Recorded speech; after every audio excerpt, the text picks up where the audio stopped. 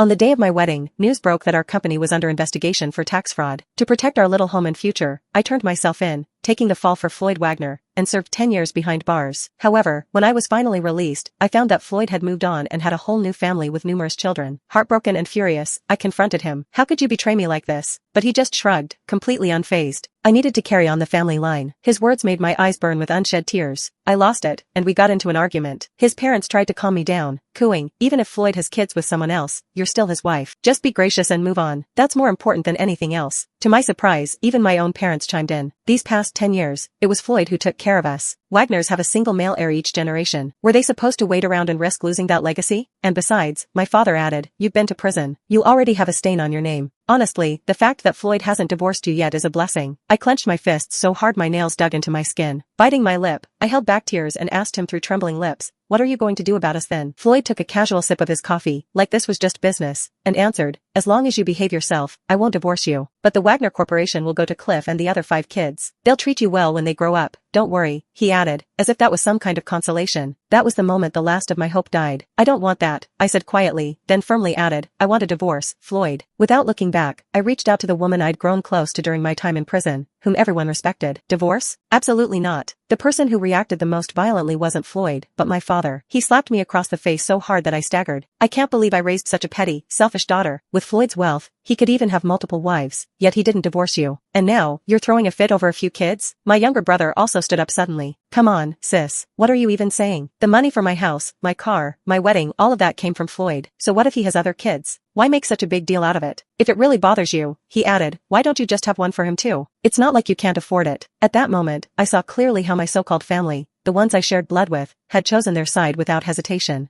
Their loyalty was to their own gain, not to me. For the first time since I got out of prison, Floyd finally looked me in the eye, though there was a flicker of panic in his gaze as he said, "Courtney, don't overthink this. You're my wife. That will never change." But all I felt was cold. I gave him a bitter smile and met his eyes. "Do you remember what you said to me before I went to prison?" He froze, caught off guard by the question. His face flushed red, and he frowned. "Are you blaming me? I spent 10 years taking care of your family. I never asked for gratitude. My parents are getting older. They just wanted to enjoy their grandchildren, so I gave them that. Was that really so wrong?" He made it sound so noble and justified, like he had sacrificed something for me, like I was the one being unreasonable. But he never once mentioned the promises he made, like I were the one who had done something wrong. I tilted my head back to stop the tears from falling. I came from a family that only valued sons. It was Floyd who had chased after me relentlessly, who told me I was worthy of love, and I believed him. I quit my high-paying job to start a business with him, believing we were building a future together. He hated flattery, so I handled sales and public relations while he stayed behind the scenes. I worked nights, crafted pitches, and drank with clients until my stomach bled. I even suffered 2 miscarriages. Finally, after 3 whole years of struggle, the company found its footing. And naturally, we got married. But on our wedding day, just after we got our marriage license signed and our marriage officially recorded, the company got hit with a tax evasion scandal. His parents dropped to their knees in front of me, pleading, "Courtney, Floyd can't go to prison. He's our only heir for 3 generations. If he gets a criminal record, it's all over for us." Then, his father added, "You and Floyd started the company together. Just say it was your decision. We promised, even if your record's stained, we won't hold it against you. Please, save Floyd. We're begging you." Floyd held my hand tightly, shooting a sharp glare at them. "Don't pressure her. Courtney is everything to me. I'll respect whatever she chooses." Then he turned to me, tears brimming in his eyes. "Babe, if you're willing to make this sacrifice for me, I swear on my life I'll never let you down. If I ever betray you, may I die a miserable death." Caught between his vow and his parents' pleading, I took the fall. I confessed and went to prison in his place. For 10 years, I endured hell behind bars. The only thing that kept me going was the hope that, when I got out, I'd finally be reunited with Floyd. But in the end, all those promises were worthless. Even mentioning those seemed taboo. Once upon a time, I threw myself into love without hesitation. Looking back now, I was just a moth drawn to the flame. I forced myself to stay calm as I said, "Either pay them off and cut all ties, or we get a divorce." The moment I said it, his parents' sympathetic expressions vanished.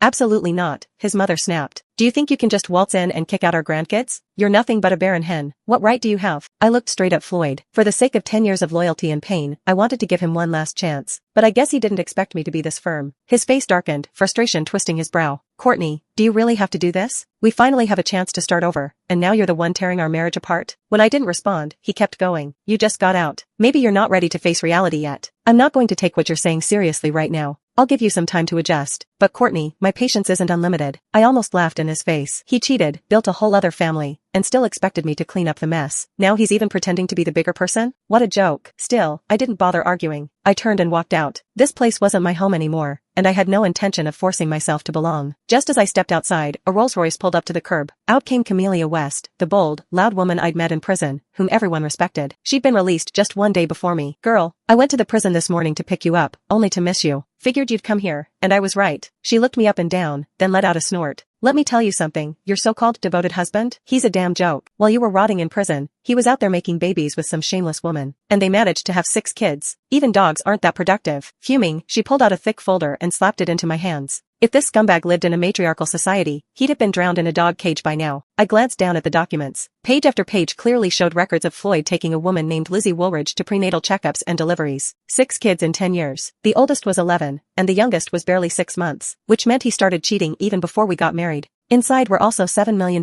insurance policies, 7 luxury homes, and countless transaction records. At the very end of the documents was a wedding photo of Floyd and Lizzie. It hit me like a punch to the gut. Floyd, Lizzie, and their 6 children were smiling in the photo. His parents were there too. And to my horror, even my parents stood in the background, beaming with joy. I took the fall for him, carried the shame, and gave up my freedom. And in the end, I was nothing but a stranger. I closed the folder, my heart like a crumbling wall. There was no hope left, only resolve. Camellia, I said to my prison sister, help me overturn the case. And count me in. I'll go with you to Southeast Asia. Camellia had once been a successful entrepreneur. She went to prison for excessive self-defense in a business dispute. While we were inside, she'd tried many times to pull me into her next venture. But back then, my world revolved around Floyd. Now, that illusion was shattered, and she couldn't be happier. Took you long enough, she grinned. Men, especially scumbags, are the most useless trash there is. The day of my younger brother's wedding, Lizzie showed up with all 6 of her children in tow. She wore a fitted red dress, every inch glowing with confidence and charm. You'd never guess she was the mother of 6. The kids were dressed in matching formal attire. The boys were tiny replicas of Floyd, and the girls looked almost exactly like their mother. Even Floyd himself wore a dark blue tuxedo, perfectly coordinated with Lizzie and the children. They looked like a polished family portrait come to life. Seeing that, I let out a bitter laugh inside. Floyd used to say he hated formal clothes. Now I realize, he just didn't want to match outfits with me. His parents hovered around the children like they were made of glass, fretting over every step, sweating from the effort, but happy beyond belief. Then Lizzie handed my brother a bank card. There's $100,000 in it, she said warmly. Wishing you and your bride a long and happy life. My mother's eyes lit up as she snatched the card out of his hand. So generous. No wonder she was able to give Wagner 6 kids. She cast a sharp glance in my direction and sneered, not like some people. Blood relatives, sure, but she gave a measly $8,888 and called it lucky money, cheap as a rusty nail. My brother, emboldened, pulled the money out of the envelope right in front of me. Then he crumpled the empty wrapper, threw it on the ground, and stomped on it. What kind of joke is this? He spat. You think we're beggars? I stood there, frozen. Their cruelty numbed me. That $8,888 wasn't much, but it was all I had. I'd worked in prison, scrubbing floors, sewing clothes, anything I could, saving little by little, in secret. After that gift, I had less than 100 to my name. I frowned, lips pressed tight, saying nothing. Suddenly, the eldest boy walked up to me. He stared for a full minute, then gave a mocking snort. So you're the woman who went to prison? He looked me up and down. Ugh, you're ugly and trying to steal my dad? Shameless. He waved to the other kids behind him and shouted, come look. This is the bad woman who made our classmates call us bastards. Lizzie crouched down and quickly covered the boy's mouth. Cliff, don't say things like that, she scolded gently. Apologized to the lady, but her face showed not a hint of remorse. If anything, she looked smug, like she'd just won a battle. Naturally, her performance triggered Floyd's parents. Without missing a beat, they jumped to defend the kids and launched straight into scolding me. Just then, Floyd, who'd been chatting with guests nearby, heard the commotion and walked over. He gently patted Cliff's head, his face full of fatherly affection. It's Daddy's fault, he said softly. I'm the reason your classmates teased you. But from today on, Auntie Courtney is your legal mom. No one will dare call you bastards again. Another little boy, slightly younger than Cliff, suddenly burst into tears. The grandparents rushed over, scooping him up while panicking. Oh no, what's wrong, sweetie? Tell Grandma, what's hurting? What happened to our precious Ralph? Floyd's mom asked gently. Through his sniffles, he pointed at me. Teacher says people who go to prison are bad guys.